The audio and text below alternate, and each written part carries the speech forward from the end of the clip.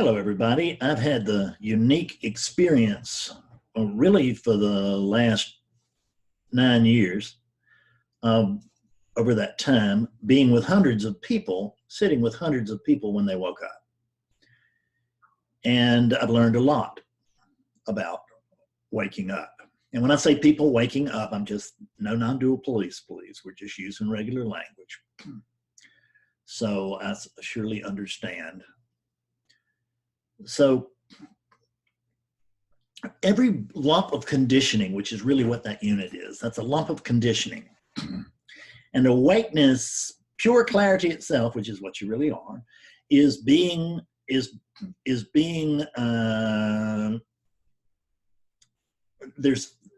is finding friction with the conditioning of each body. And what I have found is that I think one of the things that makes this teaching a little different and successful is the fact that it's one-on-one. And this is the only time I really speak to big groups. And I do satsang on Sundays, but I don't speak to groups because I don't notice a lot of success in that area. There are some great teachers around whom I admire and love, and that teach large amounts of people, and they're pretty darn effective. I will give them that. And they're waking a lot of people up, I'm sure. And their numbers are good. Who knows? Their numbers could be better than mine. I don't care. Doesn't work like that. But the percentages there are way off. Our percentages were pretty much reversed, where there might be 3 to 5%. I mean, I'm just pulling a number out of a hat, but it's a damn small number. So there might be 3 to 5% of people who wake up through non-duality, which is the most skillful teaching and most skillful path to awakening that I know of. But still only 3 to 5% of people, I'm going to guess, would wake up while they're studying non-duality. Many people will just abandon it. I can't get it. And if you can abandon it.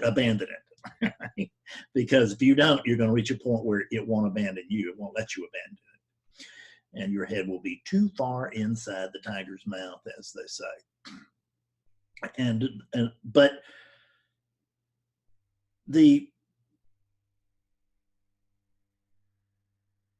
But here, there is, I just want to say that my percentages are embarrassingly high.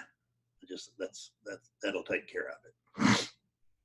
And the reason for that is, I don't know.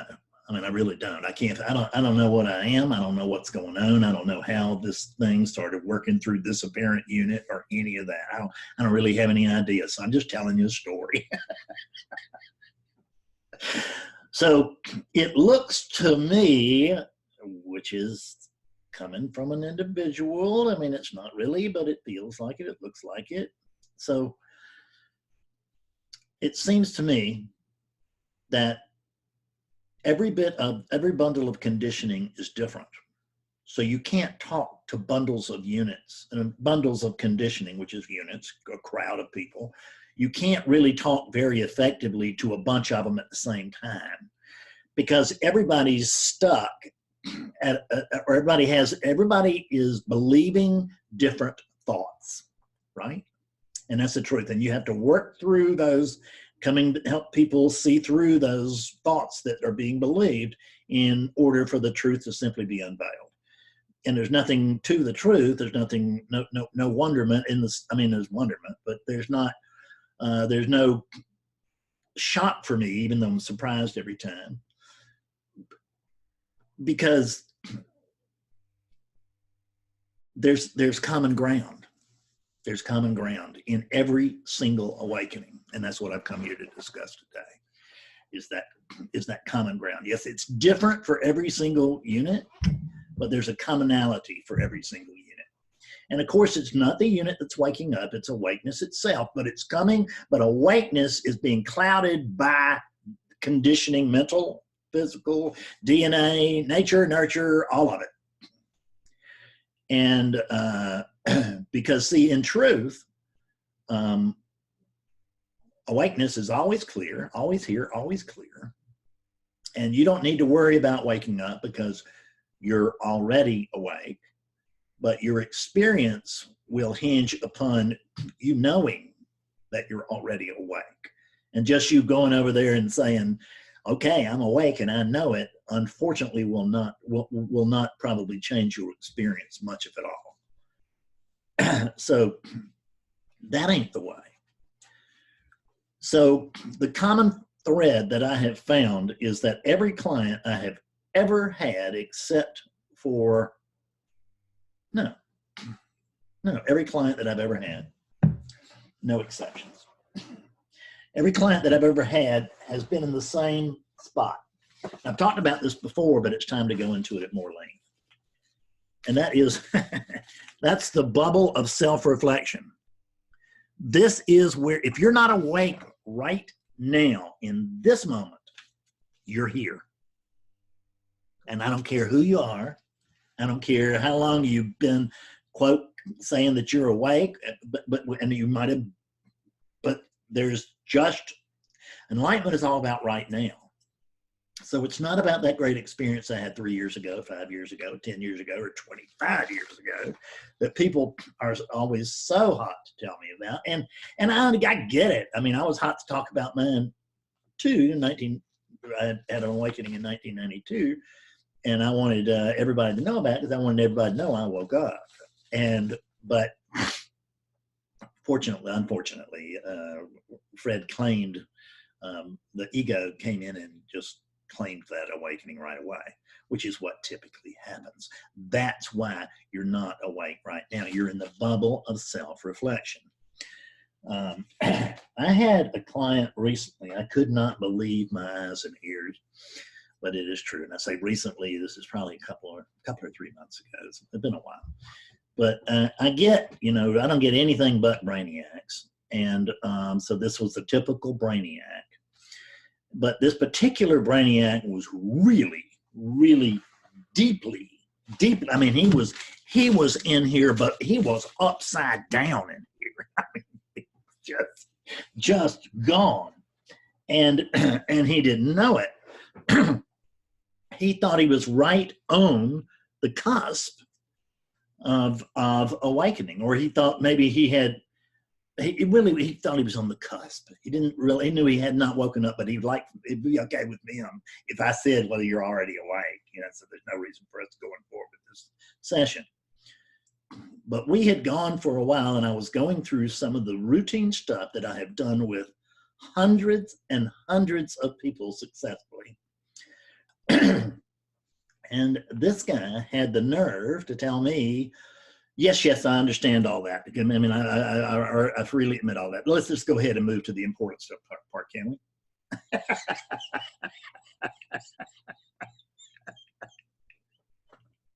we? And that's where you got to ask somebody, well, other than this awakening session, how many have you been through? And when they say none, I'm going to say, well, I've been through over 1,000. So which one of us do you think we should be listening to right now? In other words, you just blast that ego out of the chair. But it was still, I had a client over there, and I still needed to wake him up. So I did blast his ego out of the chair, and I got a little humility out of him against his will. And but I understood exactly where he was coming from when he said it, because I was there. I mean, this unit was not born awake. Awakeness was not functioning consciously through this unit forever, right? It happened 13 years ago. And I was a seeker for 24 before that. I've been where you are. I've been where everybody's been. I mean, you can't find a place to hide that I hadn't been there. I swear to you.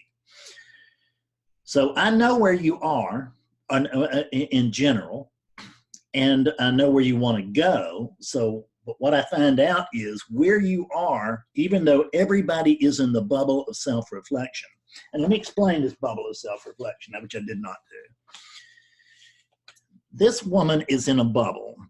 She's in the bubble of identity, the bubble of self-reflection. She knows that there's a larger truth. She's read about it. She's heard about it. She's listened to it. She may have even had a little glimpse or two or three or four or 40. It doesn't make any difference. But she's in this bubble of self-reflection right now. So, which means that it's ego that knows this. Let's call this woman Barbara. And, and Barbara has already seen very clearly, thank you, that there's no Barbara. So that's no surprise. But the problem is that Barbara's understanding that there's no Barbara is the booby prize, and that's where everybody's sitting when they contact me. Not most, not some, everybody, unless they're awake at the moment they call me, which happens too. But if you're not awake right this moment, you're here. There's only two places. There's awakeness, so to speak. There's awakeness, and there's the bubble of self-reflection. You're in one of the two. It is that universal. I swear to you, it is that simple, but it ain't as simple as it sounds. So the one-on-one nature of this is that every lump of conditioning, every client student will need to be introduced. Awakeness will need to be introduced to itself slightly differently through every single bundle of conditioning. And but it's just that I've dealt with so many that, I mean, it's kind of hard to get away from me. So, and I recognize going in that although I can't see anybody specific over there, that there's a thought over there that there's somebody specific. I can't see anything but me, ever. That's me, that's me, that's me. And it's not, and it's not equal to me. This is not the sum total of me. This manifestation is, I don't even need it. I really don't. I mean, it's fine. I'm not complaining about it because I don't have any complaints. So this bubble of self-reflection, that's where that guy was, by the way. I mean, it should be obvious by now, but that's where he was, is that Bob had seen that there was no Bob. I had a full understanding that there was no Bob. For God's sake, and tell me something new, would you? And he believes that there's a key piece of information over here that he just hasn't run across yet. Now, he's been in non-duality about 40 years. This guy hadn't, but I'm just saying that it's not unusual for me to have sessions with people that have been around non-duality for 40 years. And which means they've been in non-duality actually longer than I have, because I've only been messing around with this stuff for 36 years. 34? Well, how old am I? 36, something like that. Hell, 36, 37. I don't know. I was a seeker for 24 years, and I keep getting 24 and 34 mixed up. So whatever, I've been around it a long time. But I've been around it I've been talking to people who've been around it yet longer, and they think that I've got a little piece of information that they just haven't been privy to. And it's not about information. It never was about, for this teaching, it was never about information. I really don't have much new stuff for somebody that's been around this 40, 50 years. They may have some new stuff for me. I don't know. But it doesn't work like an information exchange. It's not like going to the library and checking out the right book. It just isn't. It's not like going on to Google and doing finally the perfect search. It's not about the information, it's about the presentation. And that's what this teaching is. It's an entirely new presentation of the oldest stuff in the world. And it was what we were doing. How do we know? It's what we got. So how to deal with the bubble. So the bubble is that right now, you think, even if most of you right now will be thinking that you are a Carol or a Tom that has come to a Fred in order to get some new information so that maybe you can wake up right after you talk to Fred. Well, that's awakening session talk. But in this case, right after you listen to Fred. And that's not the way, and that's the way that almost every teaching works. Except this one. This is the backwards teaching. And in this backwards teaching, it's understanding that there's no any recognition of the character whatsoever is just an embedding, further imprinting of a character into awakeness. In other words, it enhances the belief of a character. What is it that believes in a character? Well, there's only one thing going on, and that's awakeness. So let's check our list. That's just one thing going on. What is it that's believing thought? It's awakeness. Now, it's not awakeness as we fully blown conscious. It's patternness. Patterns within the fully blown consciousness awakeness that's believing other patterns. That's what patterns do, is they reference each other. So you'll notice that's what thoughts do. They don't really come up with much unique. They reference other thoughts, other people's thoughts, other thoughts of mine, other thoughts that are arising. So it is an awakening session, for instance. But every awakening, because not only are the people that come to me in the bubble, the people that come to every teacher are in the bubble too.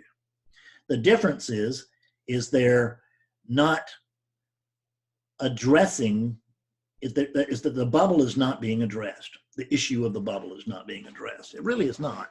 I mean, in general, I'm not saying it's not, because there's some, like I said, I mean, my hat's off. There's some great teachers out there that I love and admire. But they're doing what they do, and I'm doing what I do, and I'm talking about what I do. And so the problem is that you think you're a Bob or a Carol that understands that there's no Bob or no Carol. That's the bubble of self-reflection. You think that you understand this intellectually, but it's just not your experience. So since you already have an intellectual understanding, you don't want to come to this unit and have it start with an intellectual understanding, because hell, you're already smarter than this unit. I mean, and sometimes that's true. The difference is that your understanding of the truth is erroneous, and, quote, my understanding of the truth is accurate. So when I start going through things that you went through 3 years ago, or 30 years ago, I'm looking to bring about a spark that's never been sparked before.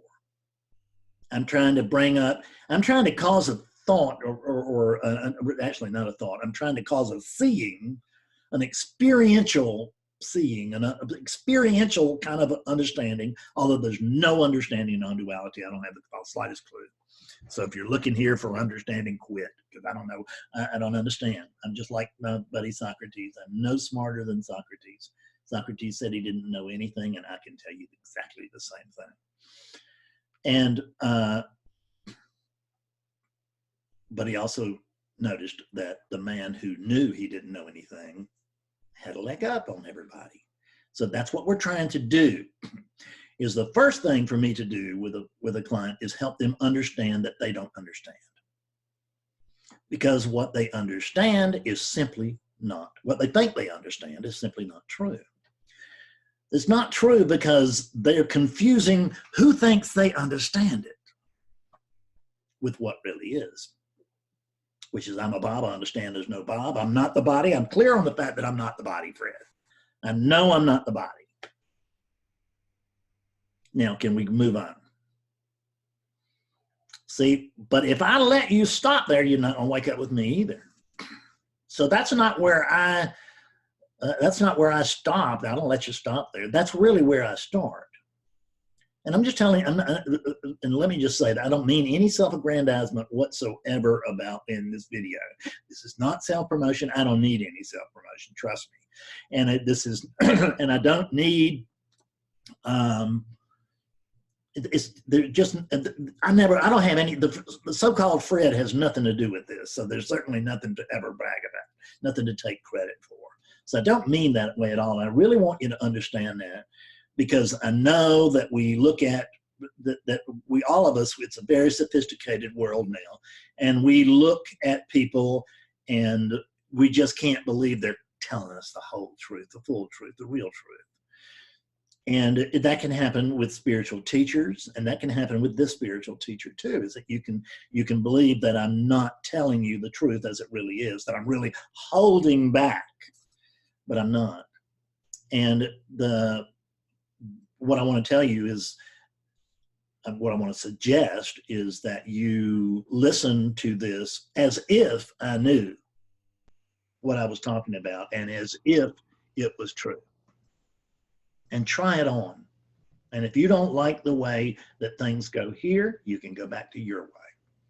But I want you to notice that's another question I ask people when they get a little haughty in awakening sessions is, well, tell me, how long have you been in non-duality? 35 years. Well, do you notice that you've had 35 years to do it your way and you still don't know your ass from a hole in the ground? I'm asking, could you give me 90 minutes, right? So I'm going to suggest you do the same. This is not going to be a 90-minute video, but I want you to just for the moment throw out all the suspicions and the doubts about, God almighty, Fred makes a lot of money and he should be giving this away for free, and God almighty, Fred has a dark past and it should be like angelic, and you know, Fred is whatever. I understand all that. I really do. And I don't blame you. I really don't, because I had those same feelings. I notice that I do not have them now. I noticed that, well, there was a teacher apparently got in some trouble lately. There's trouble trying to be made about this teacher, and I've looked at it. Some of my students have looked at it, and we've all just dismissed it. I mean, it's just we have no idea what's going on, and we don't actually care, because whatever's going on is what should be going on, and it will all come right in the end without our interference. So, but I was highly suspicious of teachers, and I was highly jealous. I would look at these guys and it would just, oh, and there were these women, you know, look at Ganga Ji, God almighty, well, why not me? Because I thought I was a me, that's why not me.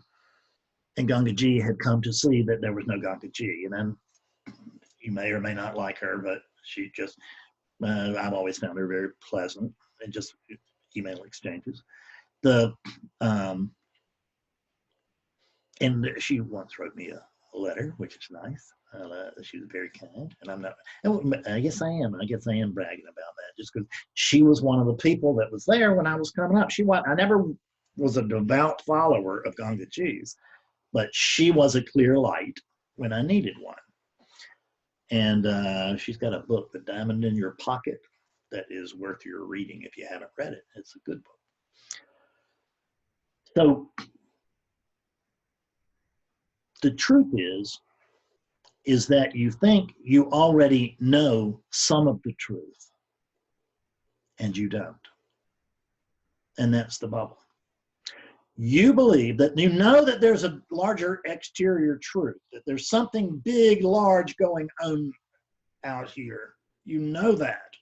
But the problem is, when you believe you're a me, then if I think I'm a Fred, that when Fred goes to look for the bigger truth, the problem is that it can't get any further than the Fred bubble, which means that I'm catching my own inner reflection. I'm not even coming face to face with the truth. I'm just getting my nose up very, very close to the bubble. And when I do, what I see is a reflection of this unit. And I think I'm this unit. And I think I'm a pretty smart unit. I think I'm a unit that's just this far away from awakening. But I still think that I'm a unit who's come to understand that it's not the unit. And see, units can't come to understand that they are not units. Characters cannot come to understand that there is no character. It cannot happen. And a unit cannot come to understand that there's no understanding this. A unit will never settle for that. Awakeness has to settle for that. Because that's what you already are, is awakeness. Your awakeness and your thinking that you weigh 125 pounds or 175 pounds or 275 pounds. That's not true. That's not what you are. That's not who you are, but that's what you're trying to wake up. That's what you're trying to wake up, is you're trying to wake up that conditioning. You're trying to wake up that personality. Well, that personality is unowned. It's not even, we say personality, and that's fine, but when we go to try to find it, all we find is patterns that seem to cooperate, and that and when they do, there's a sense of center. This whole thing, the sense of individuality that you have, this is the key, is that as long as there's the belief in that sense of individuality, you will always be in the bubble. No matter how smart you think you are, no matter how advanced you think you are, you will always be in the bubble as long as you vote for that sense of individuality. I just want to point out, just to be as clear as day, that the foundation of all non-duality is that there's just one thing going on.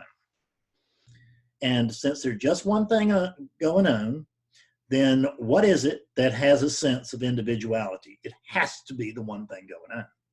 Just that simple. There's no other option. There's no other possible answer.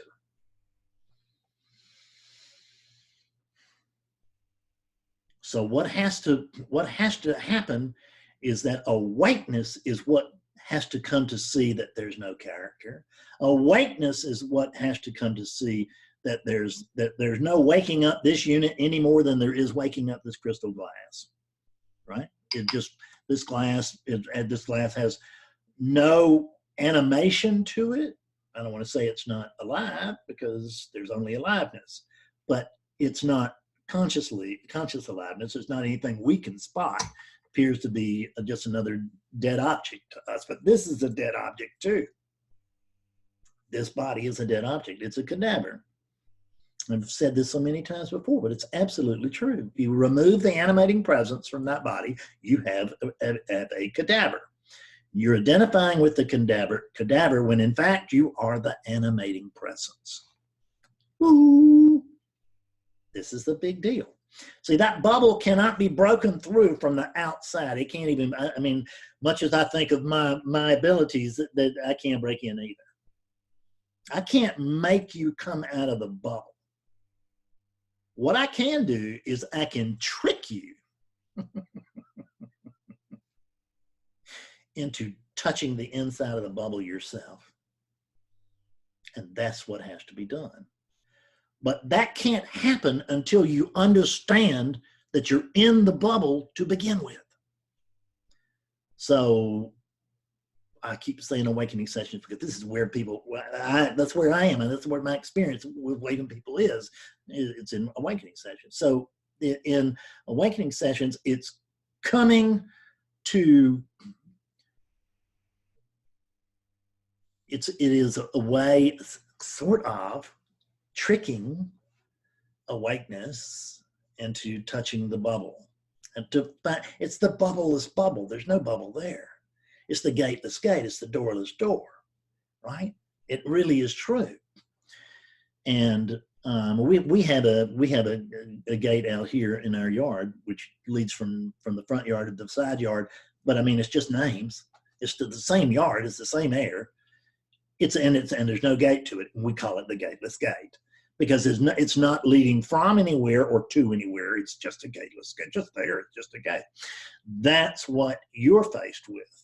And when you think you're on one side of that gate and that you can't wait till you get on the other side of that gate, you'll never get there. Well, I mean, you can get there later, but you can't get there as long as you're like believing that. I used to believe it, so obviously it can be overcome, but and it's overcome weekly here, you know, multiple times weekly. But that's the key, is you're in the bubble of self-reflection. You've got to, you know, you don't have to do anything, but it's suggested that you begin to take a hard look at this and pretend that I'm telling you the truth. You are not that body. You're not that body. You really are not. What you are is not the thing really that, I mean, the animating presence, you can't say you're not that. We can't say you're not the body because you're oneness, but we can say that you are not that body exclusively. I woke up a guy this week and just had a little fun with him. And he woke up like this and said, "Are you telling me that the whole thing has been thinking that it's that thing?" and he went, "Yes," and he could see how ridiculous it was. But you can only see it from the other side of the bubbleless bubble. In other words, there has to be seen that there's no separation, because there's a sense of separation. But let's just go back and review our notes here. There's one thing going on, there's only one thing going on. That's the foundation of all non-dual philosophy. Now, given the fact that there's only the one thing going on, then what is it that has a sense of separation? The one thing going on. It has a sense of separation from which it develops a belief in separation. But the sense of separation is body bound. This body is not my body, but all bodies are my bodies, except for the fact there are no bodies. So look, you can just go all over the place with this thing. So we're always teaching well, anyway, stair-step teaching, where I can't think of what I'm trying to say. So, meaning that I teach you this, and then I unteach it to you, and then I teach you something else. But this is right up there at the top with what's true. It's about as close as I can get, but I can only get so far in mass media. But that doesn't mean you can't wake up from it. You can wake up from it, or anything else. And not that it's real cause and effect. But I get emails daily from people who wake up from my videos. People bitch about how much I charge, but people waking up all the time from my videos. People are waking up from my books. People are waking up from from my podcasts, which all books are cheap and everything else is free. So instead of spending time criticizing why I do what this does, what it does, take a look at why you do what you do. And what you do is you stand on the same soapbox every day and you say, "I just don't get it." But the one on the soapbox can't get it because the finite cannot absorb the infinite. This doesn't get it, and it can't get it. It weighs 3 or 4 pounds.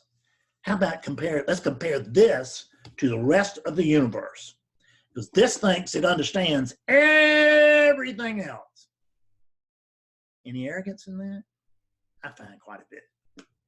There was lots of it here. There's still some here. Part of the units thing. Nothing I can do about it. There's no arrogance here. There's just arrogant Fredness still. Who cares? The bubble of self-reflection is coming to see that the thing that thinks it's not awake is awakeness. The thing that believes that there's something more is the only thing that there is. This awareness, this attention that's been looking for awareness, is awareness looking for awareness. What you're looking with is what you're looking for. You don't have to believe this. You don't have to work with it. And you don't have to wake up either. So don't feel like, because most people will not. Let's tell ourselves the truth. So if you can't, you're not supposed to. It's just, so don't beat yourself up. It's just not supposed to happen. You're supposed to be a seeker, because you are, but you're not supposed to wake up until you do. And so and ultimately it's not that big a deal. It is, as for this unit, it is for awakeness as it stands here in a apparent specific geographic location. It's a big deal, this, and what's talking is I'm awakeness. I wouldn't want to give up I can't. I am awakeness. I can't give it up. I can't fall out of it. I can't even see through it. We talk, these are all things that we say, but we mean something other. If you're not awake right now, this moment, as I speak, you're in the bubble of self-reflection. I don't care how long you've been awake. If you're not awake right now, you're not awake. It's a light switch, folks. Oh, there's awake and there's not awake. But within the up switch of their light, let there be light, there are infinite gradations of clarity. And that's what we're doing here, is we're trying to stretch the bounds of clarity as it exists over there right now. And I hope we've been successful. Thank you very much. It's really good to see you. And I do hope you'll come back and see me soon. I love you.